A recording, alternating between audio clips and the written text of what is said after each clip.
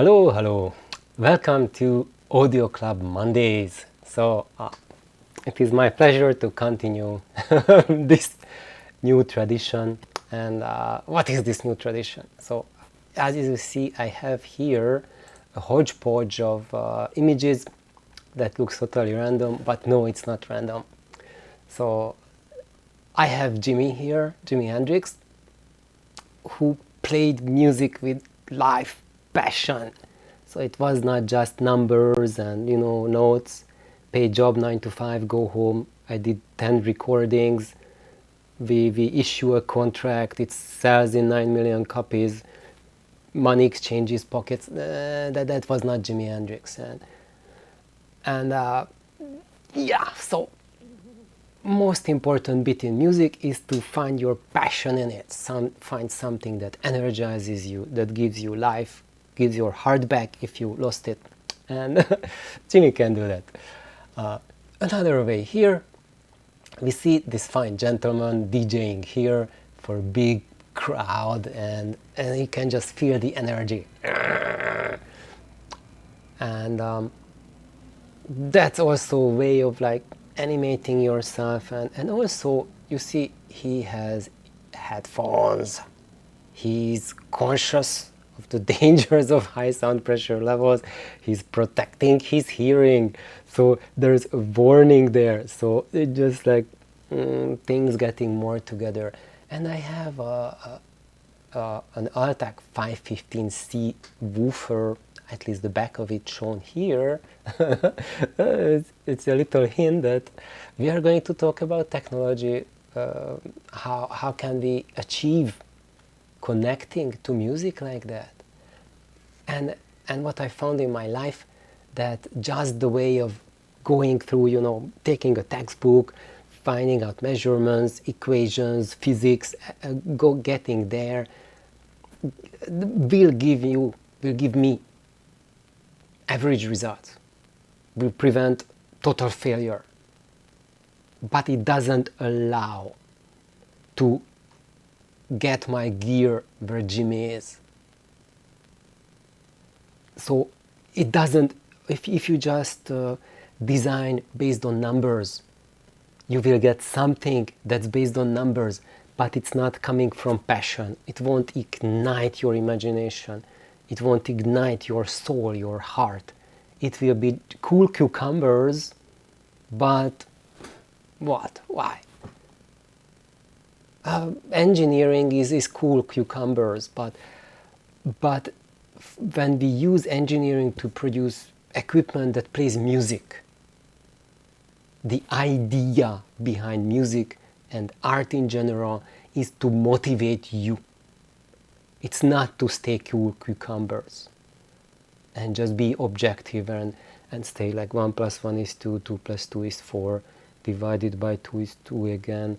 So I think that's where that whole notion of just forcing neutrality and clinicalness and all that kind of thoughts onto music is just so strange, so alienating, and it kills all your drive and passion and puts you into a mindset that you lease out all your feelings, all your emotions, and you are in a headspace which is yanked back and forth so they can sell you more crap for more money. And on paper, any justification can be used to escalate the prices that you can pay for that, for the ticket of admission. And that's why I have in the background a Monet painting. To use all our senses, not just the hearing, engage everything you got to find your passion, your drive. And in this case, like Monet, for me, works beautifully to center myself, to find, to have that mentality that beauty is there in ordinary, everyday things. And if you arrived into a spot in your life where you must have everything blown out of proportions just to have the smidgen of satisfaction out of it, then you are screwed. You need to find your center, to find your heart, and be at peace with it. I think that's the greatest power that music can bring to you. And these audio club Mondays are my means to get you back into this kind of mindset, this kind of frame of thinking, frame of feeling. How do I get back into my own body, into my own existence, and how do I observe music from there? How do I connect to music from there? How can I relate to my audio equipment? What does the audio equipment do? What's the part that it plays?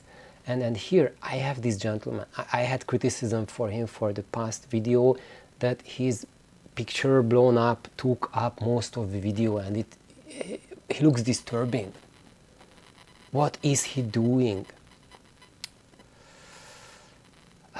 So before I introduce him, because he is crucial in our endeavor, and that's why I had him take up most time last video, and I hoped I can introduce him, but I didn't get time for that, so I will do it today. And before I do that, I just show you what is my purpose with these Audio Club Monday sessions. So these are to pass on the mindset that I built for myself, to elevate your audio journey, to elevate your audio gear, your perception of music and sound, and most importantly, to elevate the effect of music and sound on your life. Because I think the most important bit about audio gear and music is the effect that it has on your life. And for me, the best sounding audio gear in a vacuum doesn't mean shit. Doesn't mean sájhulod, sorry. Doesn't mean sájhulod if it does not affect me, my life, in a positive way, if it doesn't have positive ripples. If the only ripples it creates is that it creates an unsatisfiable hunger in me to spend money beyond my means, greater and greater amount every year, and leaves me craving for more and more, that's something terrible. I don't wish on my worst enemies, and I certainly don't wish it on you. So if you are in that, I would say quit that mentality, because if you are there and the best audio gear definition in your head continues to be the one that is current and that's driving you in that self-destructive path, it's not going to do any beneficial things in your life. It's going to pull you down. So how can we change that? This is how we change it. So basically, I created this channel so that you can become an audio mentat. And this fine gentleman here, his name, actually he's a character from a movie. The movie called Dune. This is from the original Dune movie, which was done based on the Frank Herbert's book called Dune. And those of you who know it already, and those of you who don't know it, I do a very, very brief introduction. I know it's taking up time, but it's absolutely vital and crucial, because this fine gentleman here is a human supercomputer. So in Frank Herbert's world, in the world of Dune, which is 20,000 years in the future, there are no computers, because 10,000 years in the future, which is his distant past, there was a very big revolution, very big war, because computers, AI, basically took over control over life and was about to exterminate human life. And then the humans revolted against the AI's rule, which was already in thousands of words, because 10,000 years in the future, mankind spreads to thousands of planets in the galaxy. And in all of the planet systems, AI ruled over humans who were worked as slaves in conditions little better than we keep our chicken today in the cages. And fortunately, mankind won that war and banned all computers, and that's why a school appeared which taught human beings to think like computers and do in their heads calculations which seem to be entirely impossible for the human brain. And this fine gentleman, he is a person who is trained like that. It's called the mentat. And he looks maybe a little bit disturbing, but that's because he's over 170 years old. I wish I looked this haggard when I am 170 years old. So please do not think anything bad of him. If you look anything half as bad as this when you are, twice as bad as this when you are 170, that's a major achievement. But I think we'll be 6 feet under long before 170. So, what's going on, and why do we need to transform ourselves into human supercomputers? We need to do that because the pursuit of audio, and not just audio, but anything on this planet, requires several components. One component is emotion, and the other component is thought, and then the third component is action. So we have these three pillars. And people keep on confusing a lot. There's like a tremendous confusion. And this confusion is super big between emotions and the logical side. So the thoughts and emotions. What are these things?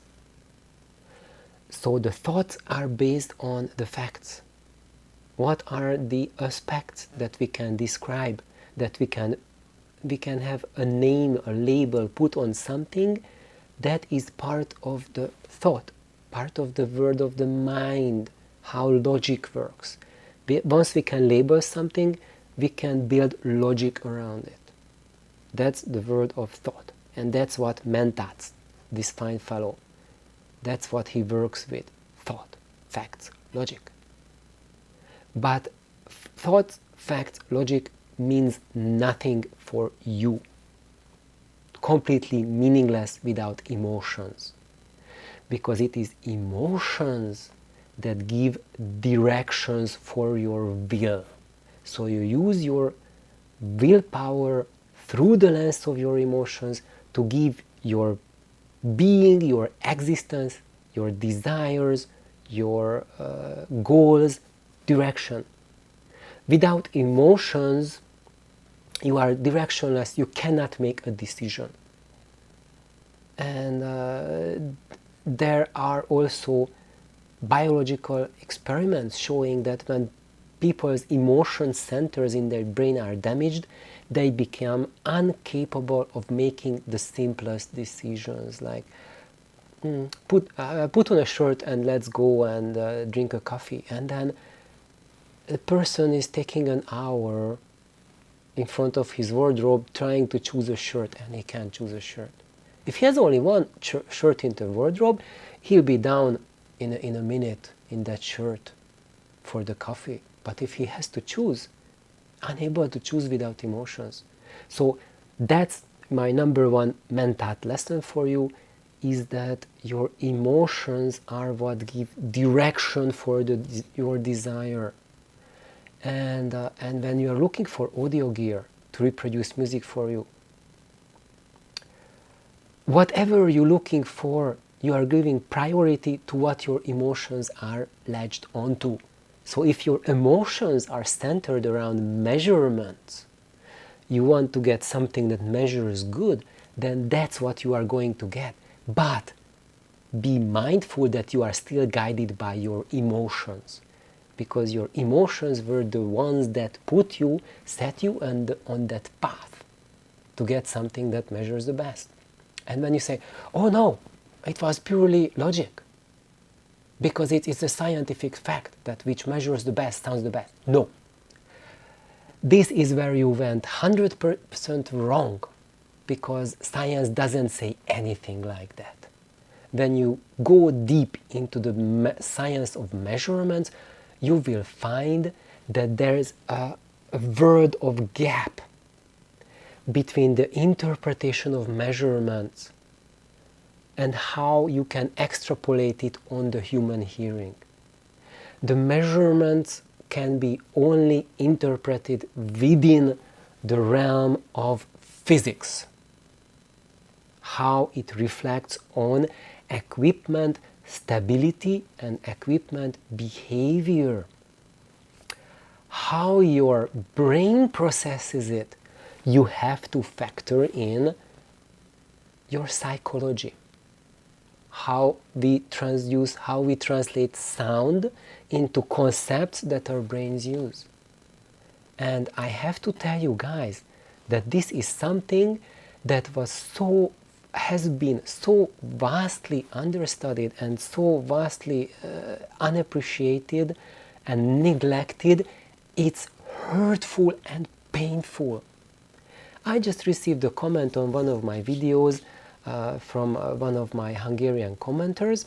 He commented in Hungarian, so it's a little bit hard to read for majority of the planet Earth inhabitants. And he was asking about distortion, loudspeaker distortion, amplifier distortion, that it's so low for modern solid state amplifiers, like 0.005%. Even 1% is almost impossible to hear, even by the best golden ears. So what is like 0.005% doing? That's non-existent. We technically have perfect equipment, right? Why are we even thinking about if one like into an atom load, it has half the distortion compared to into 4-ohm load? Why does it matter? Because it's vanishingly low anyway. And my answer to that, it matters because that's the distortion number that shows the stability in the electronic world. How the human brain interprets it is just so different, really different. And until now I just accepted it that it's very different between man and machine, but I have not used the mentat projection to actually quantify it. And that's what I did today. And I spent about 2 hours just mapping out I mapped out 4 frequencies: 30 Hz sound, 100 Hz, 500 Hz, and 4 kHz. And I just used 96 dB sound pressure level with each of these sounds. And then I did the mentat projection, which is like a calculation. So it was not a fancy of flight, it was just crunching the numbers based on logic, based on science. And what I did is that I converted it, okay, I try to just condense it. I don't want this to take up much time, because I'm going to do a separate video on that, maybe a series of videos, because it's really huge, it's a bomb. And I think that video really deserves 1 million views. And if it's not, then I'll go shaming on the audiophile community. Shame, shame, shame. Because it is about demonstrating what amplifier distortion, what is the audible effect, what effect does the distortion have on the sound. So what I did, I'm just going to draw it here a little bit. So I took a solid state amplifier that has 0.05% THD, and I took a zero feedback tube amplifier that has 1% THD.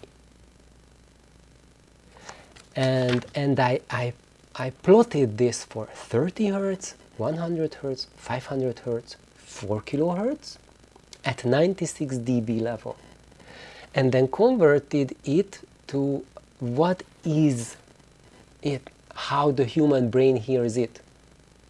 What is the phone level that your brain will interpret this? Because your brain will not interpret these 4 different frequencies as having the same SPL.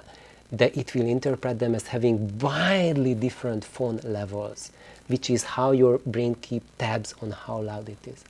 And then I plotted the distortion spectra of the solid state amp and the distortion spectra of the tube amp, and I got each of the THD components. Actually, I picked 4 THD components, same orders for both solid state amp, tube amp, and plotted what is the phone level. So actually I first calculated the SPL, what that 0. Conf translates to. Actually it's more complicated than that, but because it's broken down to each of the harmonic components, I did not do the total THD, I did it for 4 different spikes, 4 different harmonic components within the THD for each amp, and converted the result back to phone. So what your brain thinks, what you actually hear, because what you measure, your computer, that's a number on a paper. That doesn't say anything to your hearing. It says things to your logical mind, yes. But that's not what you are hearing in the music, what you read on the paper.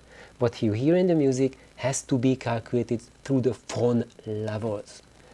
And when you do the phone calculations, then I received visual logical confirmation on why a 1% THD zero feedback single-ended tube amplifier sounds much cleaner in the mid-range than a 0.05% THD labeled solid-state tube amplifier. This is not just a myth. This is hard fact, and I'm going to show it to you guys. And that's because when you look at it, how the brain interprets the sounds, then the picture is very different compared to how a computer interprets. And that's why I want to turn you into a mentat, so that you can reframe your thoughts, how you look at equipment, what is it you want, so that you gain the power to use them to achieve what you want, and not something how you can follow the herd mentality. So basically, if you want to be an audio mentat, so someone who has the control of your life, over the fate of your audio journey, first you need mental discipline. And you just need to just have mental clarity, and you need to set yourself on a purpose. And when you think about things, and when you watch things, when you learn things, do not take anything for granted, not even what I say. Just take everything in as a fact, but not as an absolute fact, just as a piece of information. And each piece of information has a validity within a sphere, within a limited set of conditions. So once you know this, then you can file all of these informations in their separate own packets. And it is your job, your mental job, on when you are unpackaging these packets, how much overlap there is between the packets. Because there's a lot of information that seems absolutely contradictory, but both of them are 100% truth within their own confines, within the criteria. But when you learn about the information, you often do not learn about all of these criteria which are associated, all of these parameters, all of those conditions which make that phenomenon possible. And this is the mentat, mental discipline 001 step, is that when whatever you hear, whatever you learn, that applies only to a subset of the cases.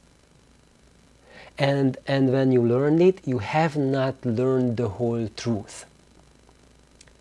You might have learned a piece of the truth, but it is your job now to find out which are the conditions, which are the parameters within which that bit of information has validity.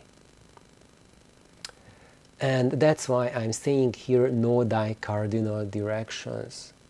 So have some major guidelines and posts in your life that can tell you how to orient your thinking. But that's kind of like learning the facts. This is kind of like digging into the textbooks and finding in pieces of information that light your way, that shine light on you. And then through using mental discipline, you can refine and learn how much light those lighting sources cast. Is that light enough to light up the whole of the audio world, or does it just shed light onto a very narrow segment? And whether it's the narrow segment or wide segment, it makes no difference whatsoever. So if you have like two different sources and one of them has a narrower application, other has a really tight application, one is not better than the other, one is not worse than the other, it's just a fact. File it away inside you as a fact. And that's what I do in myself. So within me, when I think about tube amplifiers or solid state amplifier, class D, 4 ohm driver, 1 ohm driver, 16 ohm driver, 600 ohm driver, I have them filed away as facts. And I do not put emotion into them. And I just have them as facts so I can use them whenever I'm looking in a certain direction. I know what is it that will be suitable to reach toward that goal, to reach that path. And but before you start putting a system for yourself together, or if you want to build or modify, before you embark on that, don't just like go like, oh, someone built something, this looks cool, I do it. Well, actually, you can do that. You can try it if you want it. I think that's a really good idea. But if you are already through that stage, you wet your feet and you find that, okay, this was fun, what else is there? Then the key is inspiration. Get your inspiration. Look at your own emotions, look at your own desires, what drives you, where you want to be, how you imagine yourself in the future. And your emotions and your willpower are the drive that will drive you there. And be very clear where you want to go. Be very clear what you want from music, what you want sound to mean for you, what you want for music and sound to have an effect on you. Do you want your hearing, your ability to enjoy music advance with you, or are you willing to let it wither away and just sacrifice it to immediate desires? It's your choice. I know. The difference between the two are your emotions, what you want, what you need, what you desire. But before you settle on that, Also look at the mental discipline and have a chat with yourself, a heart to heart or a mind to heart. Is it where I want to go? Will that take me to a place where I want to be 10 years from now, 20, 40? Or when I become 170, provided we live as long? And if not, then resolve it first within yourself. And through that, find your purpose. And once you have found your purpose, then you can use your mental discipline to get there. You can refine your cardinal directions, and by listening through music and enjoying life, absorbing life, you will get closer to it, and you can also refine your purpose. And I think, for me, music is something that is in inspiration itself, but it is not something that outside of myself. I see music as part of myself. And if it doesn't inspire me, then there's something inside here that needs fixing too. And it is my job to find out what are my music listening habits that allow me to get inspired more and more. And this is something where I have very limited ability to help you, because I don't know what inspires you. There's 8 billion human beings on the planet, and each of us came here with a different set of desires, different inspiration for all of us. So it's perfectly possible that for you, inspiration might be the exact opposite of what is my inspiration. And if it is, don't feel any bad about it. If you are inspired by absolute clinically sterile sound, if that drives you and you feel, yes, this is my path, follow it. Just find out what is it that you want, that draws you like a magnet. And once you go through the mental process of figuring out, will it take you to where you want to be, then follow it. If it takes you to where you don't want to be, then there is room to grow and refine your inspiration, refine your thoughts, refine how you look at life. So I think that's really what I want to share now, and this is something that will go into the next episode. These are my audio mentats. They are my heroes, and I just learned a lot of them, not just about the technology, not just about physics, not just about audio, but also how they relate to music, how they connect to thoughts, how they translate their ideas into innovation, and they share it with us. So all of these processes, everything has just tremendously affected me, and I don't want to keep it quiet. I want to share it with you too. So next episode we will continue from here, and we will look at the audio mentats, and I have somewhere a slide that I plan to end this session. Oh my goodness, and I don't even find it. There you go, I found it. Amazing.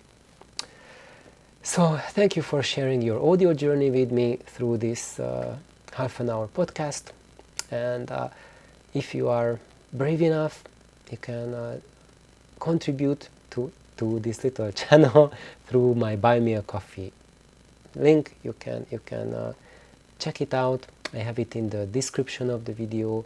If you don't want to, you don't have to, it's alright. But many of you have asked me to please, János, create an avenue so where we can support you, because I think what you are doing deserves some kind of reward.